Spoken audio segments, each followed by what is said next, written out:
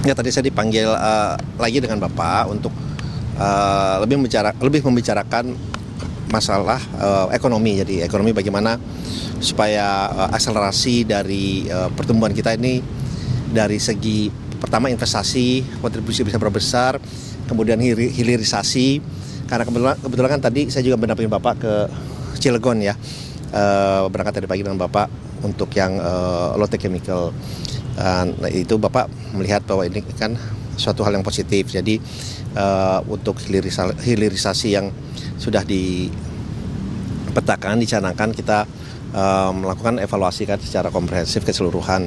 Nah, itu arahannya kalau yang sudah dilakukan evaluasi secara baik, secara benar, itu sudah bisa mulai dijalankan dulu. Jadi kalau misalnya udah ada yang misalnya dari 18 sudah ada yang berapa yang sudah oke, baik secara financial, secara legal, administrasi, teknologi sudah oke, itu bisa segera dijalankan. Kemudian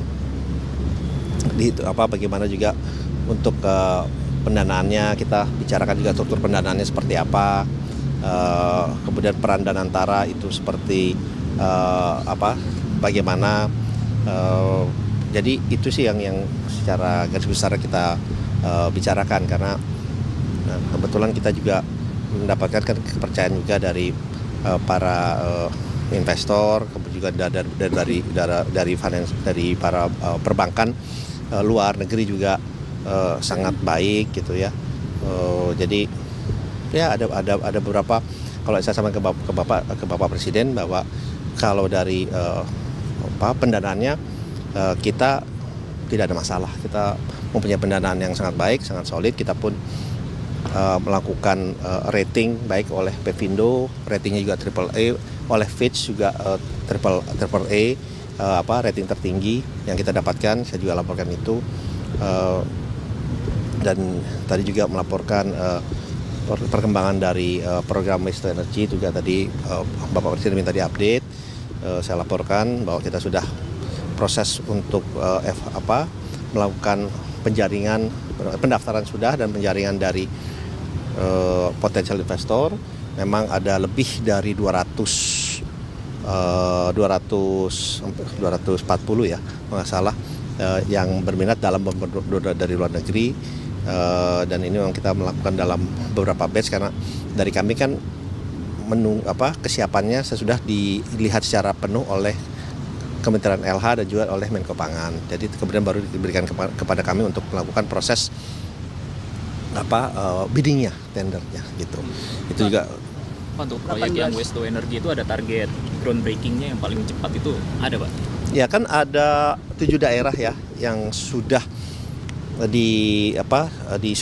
diberikan green light lah oleh Menko Pangan dan juga oleh LH.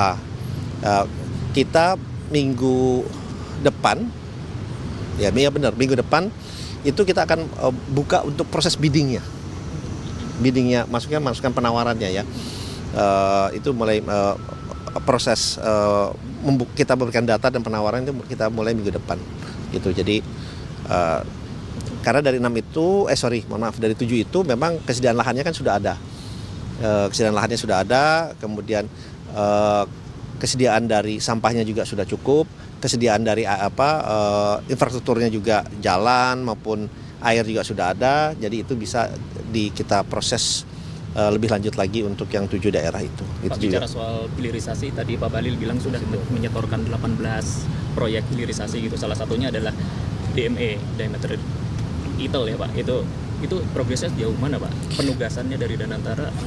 Ya, kita tentunya yang disampaikan oleh Pak Bahlil itu kemudian kita kan melakukan evaluasi secara keseluruhan. Itu tadi yang saya sampaikan di awal. Jadi kita evaluasi secara keseluruhan untuk proyek-proyek yang visible, yaitu segera kita tindak lanjuti gitu ya.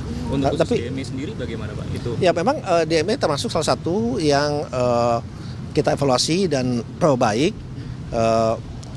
Tapi kita juga memastikan dulu untuk teknologinya, teknologi yang kita utamakan adalah yang up to date juga dan yang paling efisien lah. Karena kan DME ini dulu pernah dicoba dijalankan, ya kan, sempat groundbreaking malah, tapi kemudian berhenti kan. Nah, hal itu yang kami Koordinator Antara tidak mau ada hal itu terjadi lagi. Jadi kita benar-benar kalau melakukan evaluasi benar-benar secara menyeluruh, sehingga pada saat kita mulai berjalan atau groundbreaking itu akan berjalan secara full dan sesuai dengan target-target yang dicanangkan. Itu aja ya. Untuk DME sendiri, Oke, makasih ya. DME-nya sendiri investasi langsung apa delegasi ke BUMN Pak untuk DME tadi?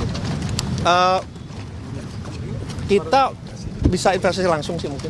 Investasi langsung. Investasi langsung. Chip-in-nya kira-kira berapa Pak? Berapa dollar gitu? Duh, saya nggak ingat angkanya, soalnya ada banyak angka-angkanya. Tapi Perasaan yang West for Energy itu Pak bakal kerjasama juga sama DG-nya sih Pak. Pak Peten juga NDG. dengan apa? Yang West for Energy ini Pak bakal kerjasama sama DG juga sih Pak. Soalnya Ini waste to energy. Waste to energy ya West for dengan- Energy dengan- bakal kerjasama BGN juga nggak sih Pak? Karena kan BGN ini apa? juga salah satu tantangannya food waste ya Pak. ya? Oh, food waste. Oh. Bakal ada kerjasama ke situ juga nggak Pak? Ya kita pokoknya kerjasama gini, kita pokoknya dengan teknologi yang ada kan semua sampah yang ada itu bisa diolah, baik maupun yang terdahulu maupun yang sekarang. Nah, jadi dan sampah itu sekarang tidak perlu dipisah-pisahkan. Kalau dulu kan harus dipisah-pisahkan. Sekarang semua sampah itu bisa diolah dengan teknologi yang ada, baik yang baru maupun yang lama. Ya memang hanya membedakan mungkin kadar outputnya saja yang akan beda. Sehingga contohnya misalnya di Bantar Gebang atau di tempat lainnya. Jadi yang dilakukan waste to energy-nya atau sampahnya itu yang lamanya pun kita ambil. Jadi harapannya nanti semuanya itu akan bersih gitu. Maaf, ini benar-benar skemanya semua itu diolah tanpa dipisah. ya. Tanpa dipilah. Jadi semua plastik, batu, besi, baterai itu termasuk B3 bisa diolah bersama. Iya, ini bisa diolah, tapi kan pasti ya kalau yang besi mungkin ya beda juga kali ya. Tapi pada intinya sampahnya ini tidak perlu diolah, tapi sebelum tidak bisa diolah, tapi tidak perlu dipilah, tapi bisa dilakukan secara keseluruhan. Ya. Oke, makasih ya. Pasal yang kata kerja